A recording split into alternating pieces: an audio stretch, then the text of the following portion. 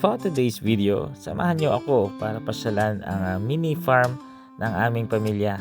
So tayo po ay naglalakad sa isang maputik na daanan dahil katatapos lang po ng pag-ulan. So kung mapapansin niyo po, ako ay naglalakad sa gilid dahil doon po medyo hindi pa po nadaanan ng mga baka at mga gulong na sasakyan. So pababa po tayo dyan papunta sa isang maliit na ilog. Actually, itong ilog na to, dito po ako naglalaro nung bata ako. Ayan po ang aking tatay, kasama ko po na bibisita ngayong umaga. So, itong ilog na to po dati nung bata ako ay dito ako naglalaro at kumukuha ng suso, mga kangkong at yung namimingwit na mga isda.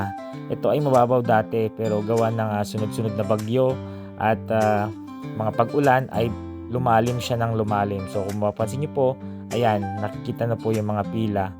Maraming mga linta po dyan nung bata po kami kasi dyan naliligo yung mga kalabaw. Ayan, so paakyat na po tayo sa aming mini farm. At kung mapapansin nyo po, may net po itong area na ito dahil dito po pinapalaki yung mga binhi ng palay. Dahil ngayong Disyembre ay taniman na naman ng palay dito sa amin. So ayan, dahil may mga manok kami at mga pato dito sa bundok, ay kailangan proteksyonan yan para hindi nila kainin. Yan, medyo maputik talaga dahil katatapos ng matinding pag-ulan. So ayun o yung aking tatay. So kung mapapansin nyo po, yung area na yan dati ay nilandscape ko po yan. Pero gawa ng medyo napabayaan, lumaki na yung mga halaman at hindi na natitrim ngayon. So ayan, so paakyat po tayo. At dito nung pandemic, inumpisahan po namin yung papabakho ng daan at ipatag at paggawa ng fish pan sa bundok po namin. Ayan, kung makikita nyo yung mga halaman na tinanim namin, medyo malalaki na at hindi na naayos pa. So may host din po kami dito na galing bundok. Maghugas muna ng tsinelas kasi sobrang putik po nung dumalaw po tayo.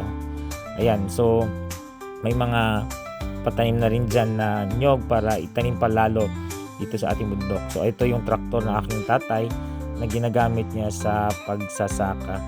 So ayan, so umakyat na po tayo at kung mapapansin niyo po, naggawa siya ng maliit na bahay dyan na sabi niya ay tambayan daw. Ayan, nagpakain na rin po siya ng manok. Ayan yung aming mga manok na natira dito sa dami po ng uwak na kumakain sa kanila dito. So kumukunti sila. At the same time, may mga nawawala. Pero ganun talaga ang buhay. So paparamihin ulit natin yung mga yan para magsilbing magandang area para sa kanila ulit itong bundok natin. So yan, may mga bagong pisa din dyan. Yan yung mga kanilang mga sisiw, maliliit pa. At kung mapapansin nyo po, ito po yung dati namin pinagawang poultry house para sa mga pato, manok at saka gansa namin. Kaso dahil may sumugod dito na aso noon at pinagpapatay yung mga pato, mga gansa, kaya inuwi muna namin sa bahay namin. Yun yung aming maisan, taniman. Ayan, kung mapapansin nyo po, medyo mas malilim dito kasi malalaki na yung mga halaman, mga puno na tinanim ng aking tatay, yung mga mangga. Ayan, so dinalaw naman natin yung mga baboy ng aking kuya. Meron po siyang 3 native na malalaki at saka may bagong panganak. So ito yung aming large white na kung saan paninimulan ng aking kuya dahil dati ay tinamaan ng African swine fever ang aming mga baboy. Ayan, may bagong panganak na baboy, yung aming native. At 10 po ang anak niya pero kinagat niya po yung ibang anak dahil first time niya nga pong manganak. At medyo matatapang po sila, hindi napansin. Ito po yung pinakananay po nila. Yan ang nanay ng dalawang malalaki at yan yung pinaka matanda na namin na native ngayon. So yan po, 5 po yung anak niya at ito nagulat ako nung tumayo siya.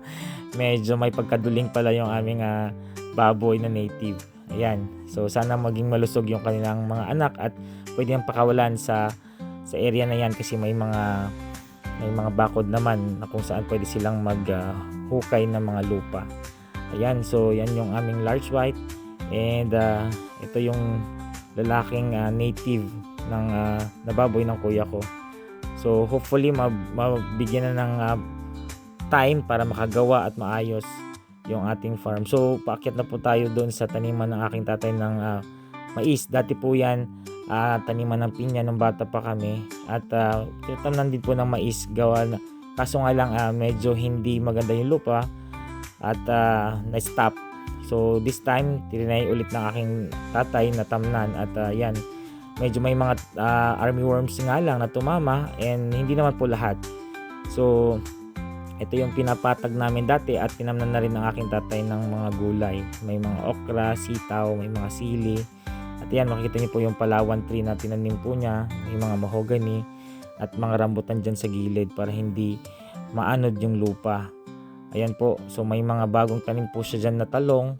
May mga, yan yung aming mga mais. May mga upo na naitanim dyan sa boundary po ng kanyang lupa. May mga sili din po na mga bunga. Ayan, mga malulusog po yung kanyang mga tanim. Yan, yung kanyang mga sitaw ay namumulaklak na at may mga maliliit na bunga.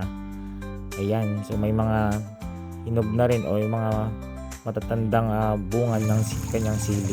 Ayan, so gumawi naman tayo dito sa ilog, at siguro dito muna magtatapos ang aking mini tour sa aming mini farm. Hanggang sa muli, paalam.